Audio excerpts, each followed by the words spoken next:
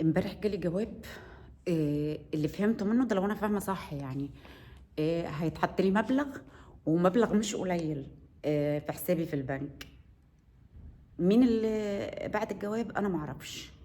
ليه؟ برضو انا معرفش. بس هو عادة غالبا يعني في الحالات دي انا باخد الفلوس وبسافر، وبعد 3 4 5 6 سنين هم يفوقوا ويقولوا لي بعد اذنك يا مشيم، احنا حطينا لك الفلوس بالغلط. وانا اقول لهم وانا ما قلتلكمش حطوا لي، اجيب لكم منين؟ يقولوا لي لازم ترجعي الفلوس. انا اقول لهم مش مرجعه، خلاص انا صرفت الفلوس. حد قال لكم تغلطوا؟ انا ما كده. وبعدين بنخش بقى محاكم ومحاميين، ونقعد في المحاكم 3 4 سنين. ودي ميزه هولندا بقى، ان ايه، ان انت تلاقي فلوس في الحساب بتاعك انت ما تعرفش جايه منين وليه ومين اللي باعتها. وهم يفوقوا بعد 4 5 سنين ويقولوا عايزين فلوسنا، احنا غلطنا وعايزين فلوسنا. وانا اقول لهم معيش فلوس، ما حدش قال لكم تحطوا لي فلوس. اه والله. ومحامين بقى ومحاكم ودنيا ودواني هاي. ونقعد بقى نبهدل بعض في المحاكم لحد ما تتحل. انا ما فرحتش الفرحه دي من زمان. من زمان انا تقريبا انا فاكره اول ما جيت هولندا. الضرايب بجلة قدرها بقى. الضرايب بجلة قدرها. حطت لي مبلغ كبير قوي. وشفت الجواب بقى، وبقيت عامله زي المجنونه كده بقى في الشارع، عماله اسال الناس انا مش عارفه الفلوس دي داخله ولا انا لازم ادفعها للضرايب.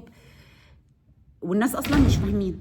يعني في ناس تقول لي انت هترجعي الفلوس دي للضرايب، وناس تقول لي لا، الفلوس دي هتجيلك في الحساب. لحد ما شيكت على الحساب بتاعي فلقيت مبلغ محطوط في الحساب بتاعي. رحت واخدهم كلهم عازمهم على الغدا حقيقي. وسافرت وجبت قنطر جديد، وجبت اوضه نوم للعيال جديده.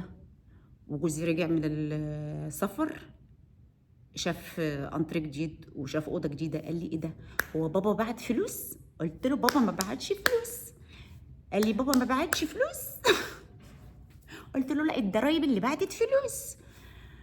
وسابوني بقى سنه واتنين وتلاته واربعه وخمسه، 5 سنين. بعد 5 سنين بالظبط بعتوا لي جواب، قالوا لي في خلال 5 ايام لو ما حطيتيش 5000 يورو في الحساب بتاعنا هنعمل وهنسوي فيكي. 5000 يورو؟ ازاي؟ ليه؟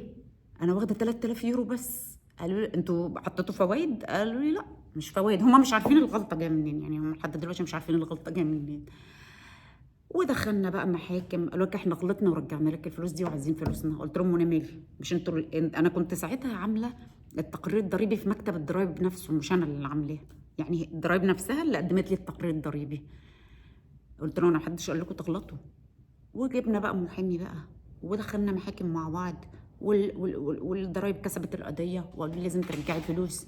طب انا انتوا ليه بتدبلوا الفلوس؟ يعني انتوا عايزين الضعف، عايزين ضعف الفلوس دلوقتي. هو كده هم مش عارفين. هي المشكله اتحلت خلاص، وهم لحد النهارده هم مش عارفين المشكله دي ليه، او المبلغ اتضاعف ليه. يعني تقول لهم انتوا خدتوا فوائد؟ طب حاطين عليا غرامات؟ لا احنا مش حاطين عليكي غرامات. طب انتوا بتعملوا كده ليه؟ بس بهدلنا بعض، مرمطنا بعض في المحاكم 3 4 سنين كده. واتحلت المشكله. التاكسي جه. والمره الجايه هبقى اكمل لكم عملت ايه مع الضرايب وحليناها ازاي، ماشي؟ بس ما تنسيش، انت ليكي لو بتعملي ديت ليكي ترجعي فلوس من الضرايب، هوديكوا في داهيه انا. ولو لو حاجات تانية بقول لكم عليها كتير. لازم اقوم دلوقتي عشان التاكسي جه مستنيني بره. باي باي، بحبيكم. بما ان انا خلصت التقرير الضريبي بتاعي، قدمت التقرير الضريبي، فحابه اقول لك لو انت مريضه فايبروميالجيا فانت يديكي فلوس بترجع من الضرايب. لو انت مريضه حساسيه، زي فوربيلد، حساسيه لاكتوز، يعني في ناس ما بتاكلش حاجه فيها لاكتوز، فليكي اكل معين برضو تحتفظي بالبنات دي عشان هترجع لك من الضرايب. لو انت عندك هاي كورتس، انا معرفش هاي كورتس دي حساسيه برضو، نوع من انواع الحساسيه. او ستوف الرخي اللي هو حساسيه من التراب، او هاي كورتس وبتستخدمي مخدات معينة أو ملايات معينة ضد الحساسية أو تساعدك تبقي أهدى، برضو دي تقدمي البنات بتاعتها للضرايب. ربنا يشفيكم ويعافيكم ويشفينا كلنا. أنا بحبكم.